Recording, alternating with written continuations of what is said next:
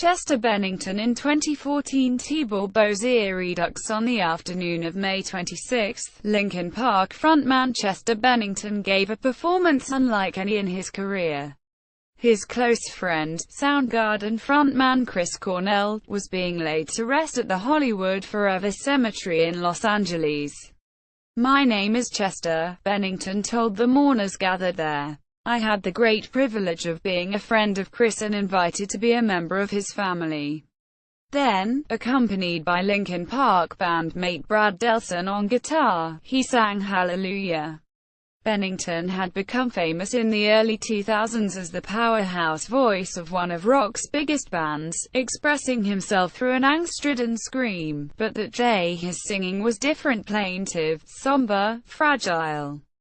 He also paid tribute to Cornell on Twitter. "Your voice was joy and pain, anger and forgiveness, love and heartache all wrapped up into one.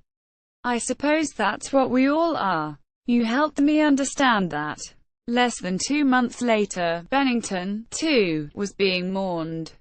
He died of suicide by hanging and was found on the morning of July 20 in his Palos Verdes Estates home in Los Angeles County, a week before Linkin Park were to set out on a 29-date North American tour. The singer, 41, had been on vacation in Arizona with his wife, Talinda, and his family, but came home alone, saying he needed to work. Linkin Park had a photo shoot scheduled for the morning of the 20th. TMZ reported the police had found a partially empty bottle of alcohol in the bedroom where he had died. Bennington had always been open about his struggles with addiction and depression, but those close to him were shocked by his suicide.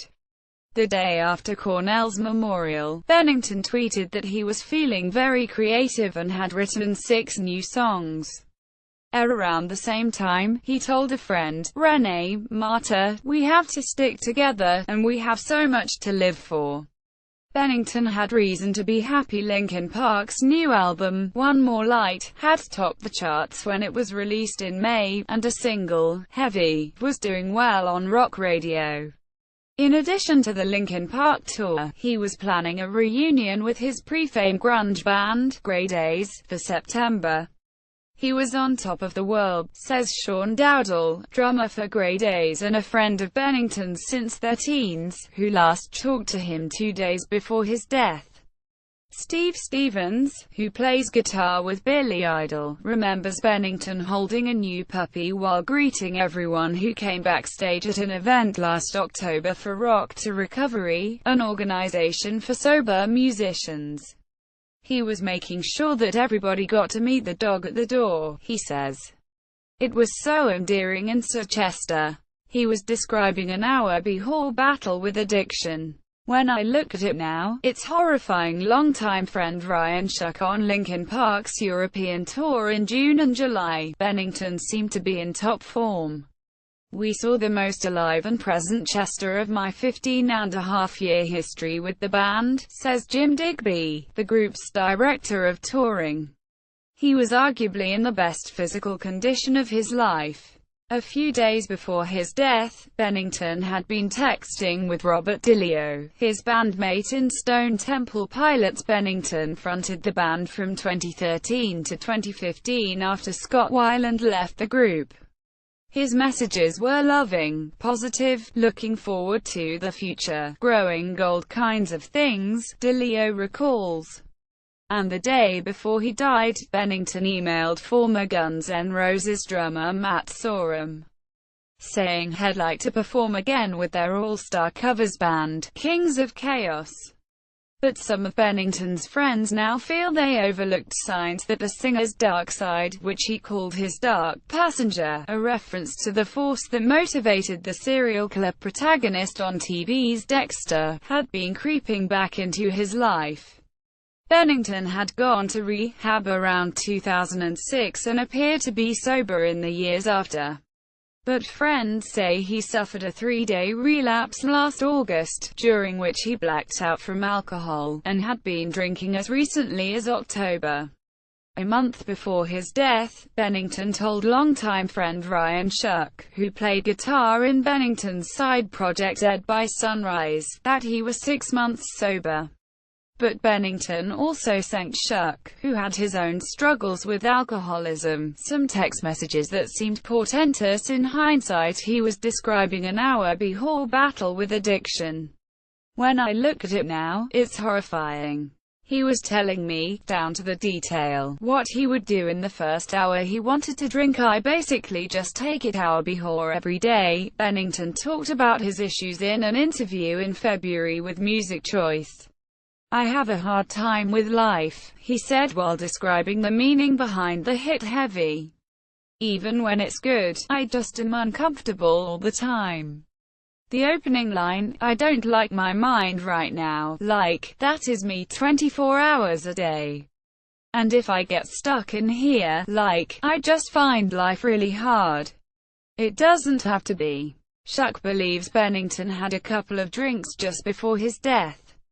We don't know how much, but it doesn't take much when you're that advanced an alcoholic and an addict and you're battling to the extent he described to me. You don't need much to lose your mind for a minute. Shuck and Dowdle downplay speculation that Cornell's death inspired Bennington's. While there are similarities, both artists hanged themselves, and Bennington did so on what would have been Cornell's 53rd birthday. They believe it was mostly a coincidence. It could be a part of it, but it's a small part of it, Shuck says.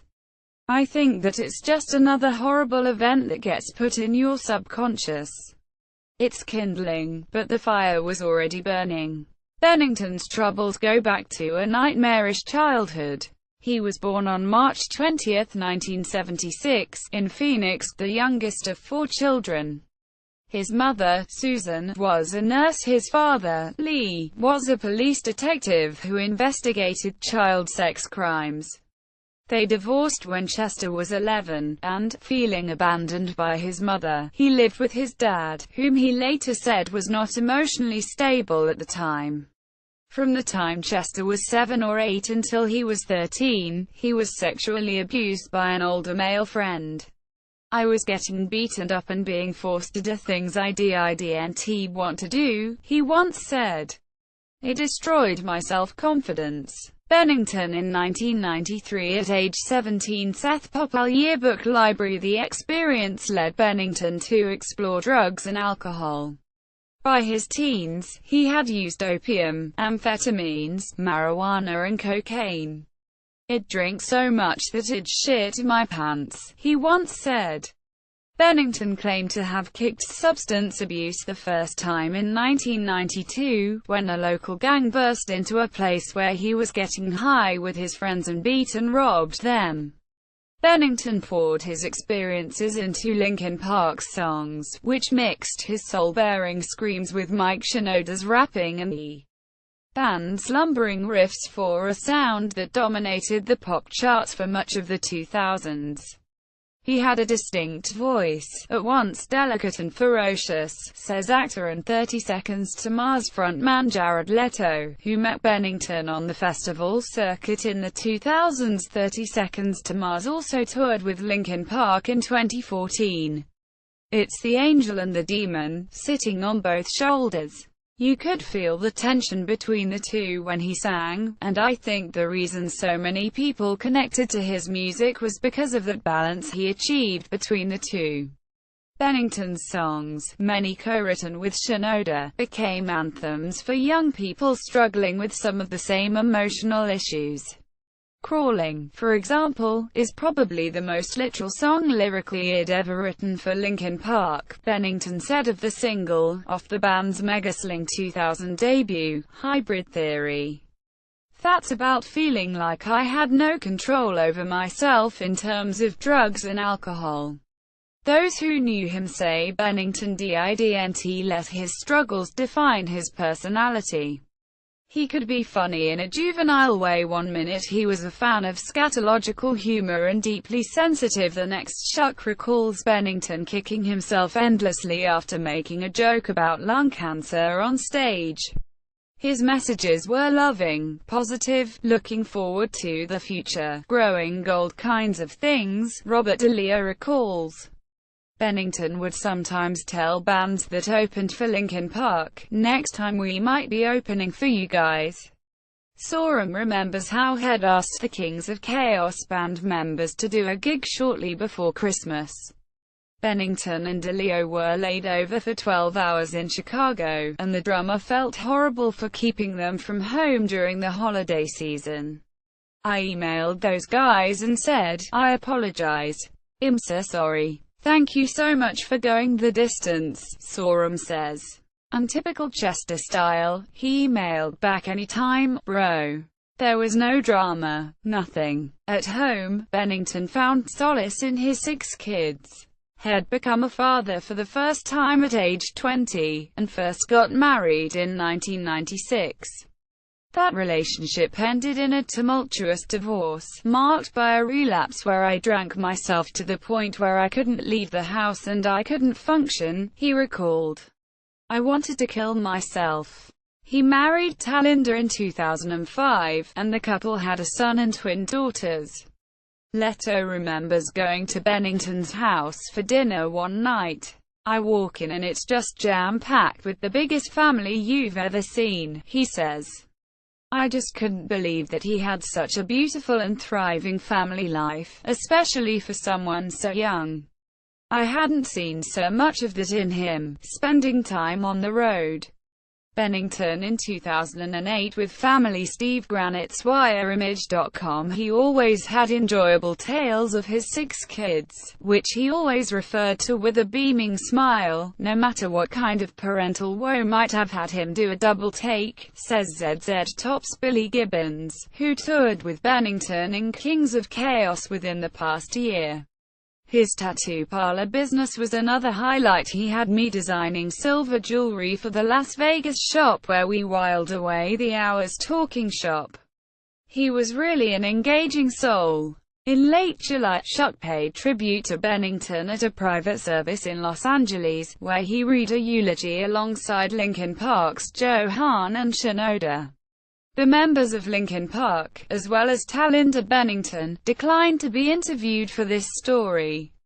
Bennington's death is still resonating among his fans, who experienced a shockwave when the news reached the public.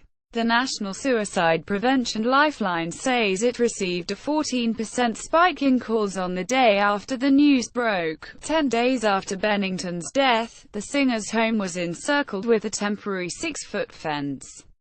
A police cruiser sat outside as fans left flowers, drawings, signs, guitar picks and crosses on its perimeter. "When I found out, I was at a museum, and I just bawled my eyes out," said 19-year-old Brianna Yardiaz. "It was like a piece of my childhood went away. The little girl part of me needs to come up and pay my respects. I could always count on them." Outside his home, one note read, "Fly free now with love all the way from Texas." Another said, "Dear Chester Bennington, it hurts all of us to know that you saved so many lives, yet we couldn't save you." Additional reporting by Steve Appleford. All donations to Music for Relief will now be directed to the One More Light Fund in honor of Bennington. Revisit 12 great Linkin Park songs that showcase the talents of the band's late singer Chester Bennington.